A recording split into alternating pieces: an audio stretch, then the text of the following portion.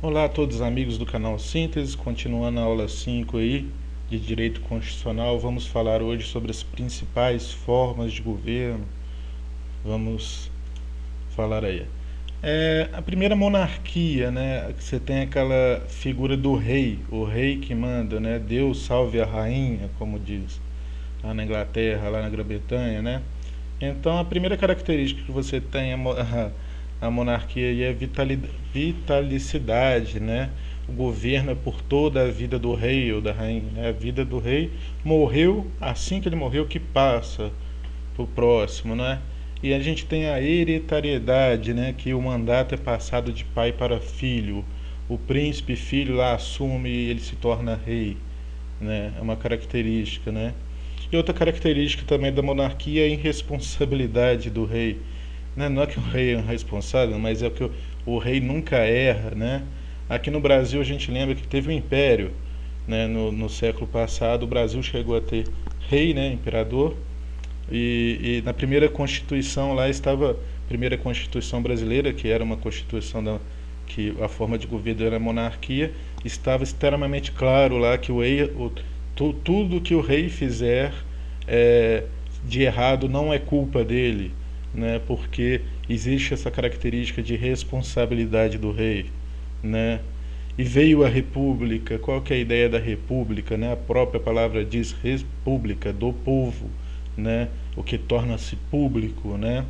A primeira característica é a eletividade, né? E ou representatividade, né? Ou seja, a gente vai às urnas para votar, teve voto há pouco tempo aí, né? A gente vota aí de 2 em 2 anos e a gente tem a capacidade de eleger os nossos representantes, daí a palavra representatividade, né? A gente tem a temporariedade do mandato, né? 4 anos aí está trocando o presidente, né?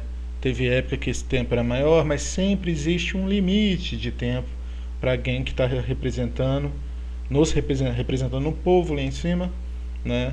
Então a gente tem a temporariedade, né?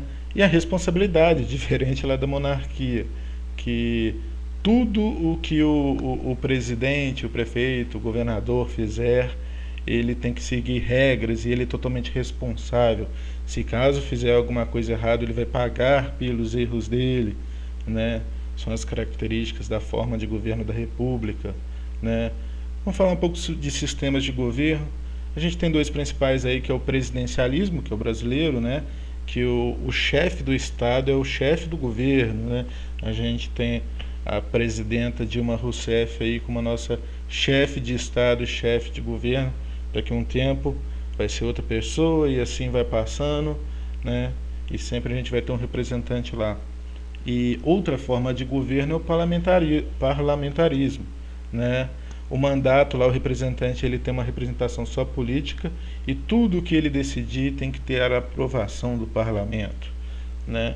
Então, essas daí são as duas principais sistemas de governo, é importante conhecer.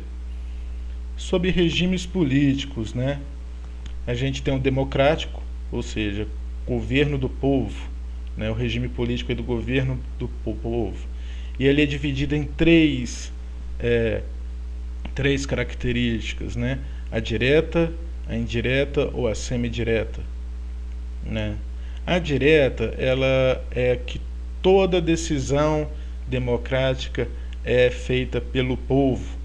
Isso não é viável hoje, gente, não dá, porque é muita gente no Brasil para decidir aí, e são muitas decisões, o governo decide todo dia, nova lei, nova decisão, o executivo escolhe, administra.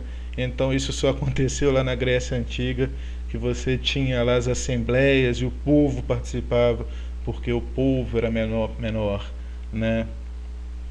Então a gente tem a característica aí da democracia indireta ou representativa, é que você elege alguém para te representar, é o que acontece no Brasil. Você tem um mandato dele com eleitos, né? Então, como hoje tem muita gente, muita decisão, né? O mandato, aí a pessoa que está representando, que você escolheu ela para te representar lá. Então, daí é indireta.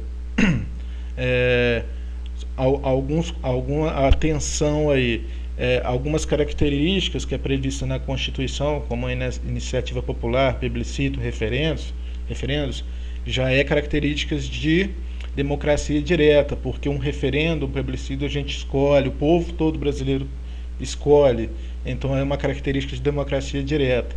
Aí você fala assim, nossa professor, agora você confundiu, porque a gente não é direto, mas a gente é indireto, mas tem coisa que é direta. Sim, atenção numa prova de concurso. Se falar qual o regime democrático brasileiro, ele é indireto, temos representantes. Porém, existem características de democracia direta, que é no caso do plebiscito, do referendo, da iniciativa popular, né? E, por exemplo, a própria eleição, eu coloquei um cuidado aí embaixo, ó, o voto é direto para uma democracia indireta. Tranquilo, né? Então, alguns autores caracterizam a democracia brasileira como semidireta ou participativa, que é a junção dos anteriores ao Brasil. Então, cuidado. Se a prova der opção entre direta e indireta, então você marca a indireta. É o que faz mais sentido, porque a gente tem representantes eleitos. Agora, se na prova tiver direta e semidireta, você vai marcar semidireta, porque o Brasil tem algumas características de democracia direta, né? Então, lembrando, né, lembra das diretas já, né, que o povo foi à rua aí para ter a possibilidade de ter o voto e escolher, né, o seu representante, né? Isso daí é só uma dica para gravar, que democracia direta, apesar de a gente correu atrás da direta já, mas a gente tem uma democracia semi-direta. Vamos continuar, né? Acabou? Gente, ajudem a divulgar o canal.